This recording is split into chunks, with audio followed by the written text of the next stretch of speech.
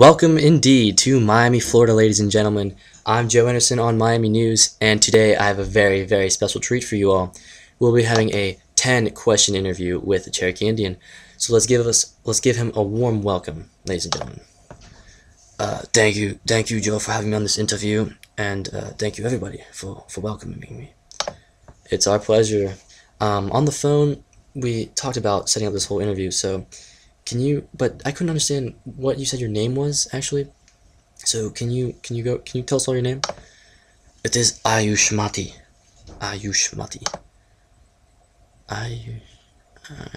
Alright, we'll skip the name part. Alright, so question 1. In the War of 1812, the Americans and the British were fighting, and the Americans and the British were always fighting. Always. That's not true. Alright. Cherokee guy, they haven't fought for like over 200 years. This is pretty much the War of 1812, so that's not true. So, and also, can you not interrupt my question? Thank you. Sorry. It's okay. So anyway, back to my question. In the War of 1812, the Americans and the British were fighting each other. The Cherokee Indians and most Indians sided on what country's side?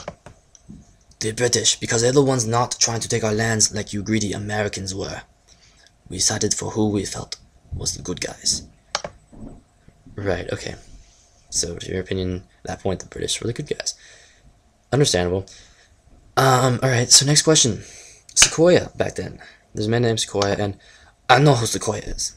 I love Sequoia. I love reading about Sequoia, okay? Sequoia is one of my favorites. Alright, sir, can you not, like I said, interrupt my questions, please?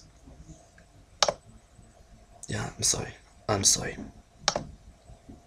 It's okay. Alright, so Sequoia.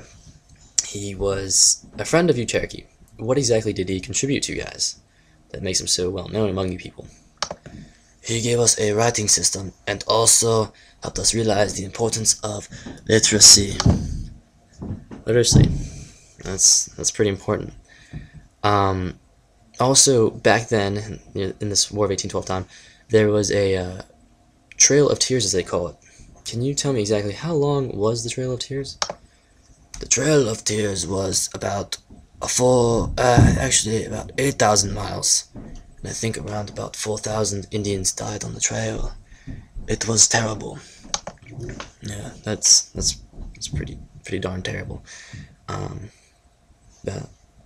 So next question, actually. How did the Seminoles, they were another tribe at the time, how did they avoid moving west? Or some of them, only a few of them avoided it, but how did they? The Seminoles avoided moving west by hiding in the Florida Everglades, which is in Florida, the same state as Miami, actually. Right. Thank you. I know Miami is in Florida, and so is the Florida Everglades. Thank you. You're welcome.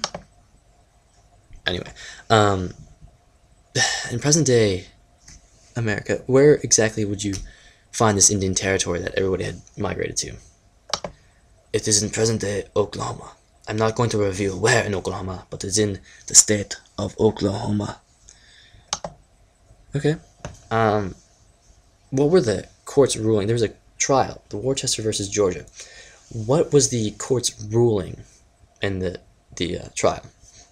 And what was the president at the time, Andrew Jackson, what was his reaction to it?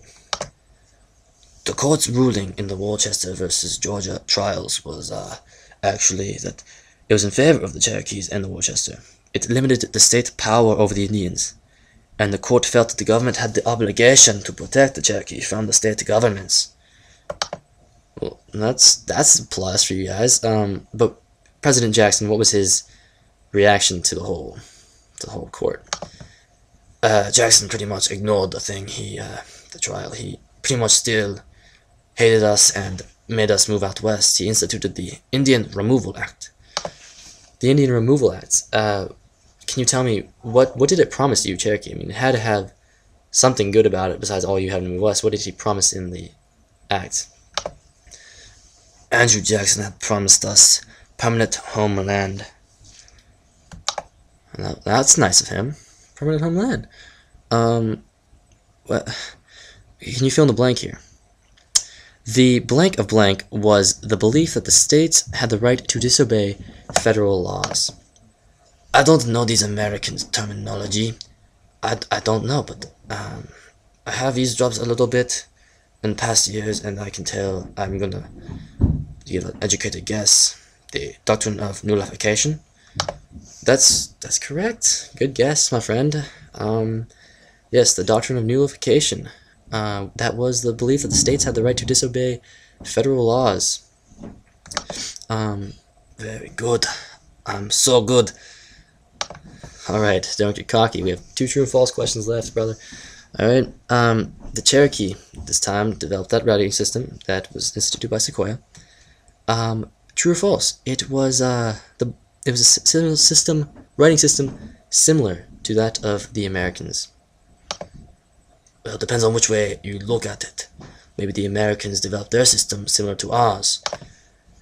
No, I'm pretty sure we had a writing system before you Cherokee did. Okay, then it's true. The Cherokees developed their writing system similar to that of the Americans. Okay, the Seminoles resisted their removal from New Orleans. True or false? Well, false, I guess. Yes, the Seminoles, they did not resist their removal. Alright, well that concludes our interview, Mr. Cherokee Indian. Thank you for joining us today. I had a great time interviewing you. You're a great guy. See you soon, I hope. Thank you. Thank you, Joe. Alright, peace out.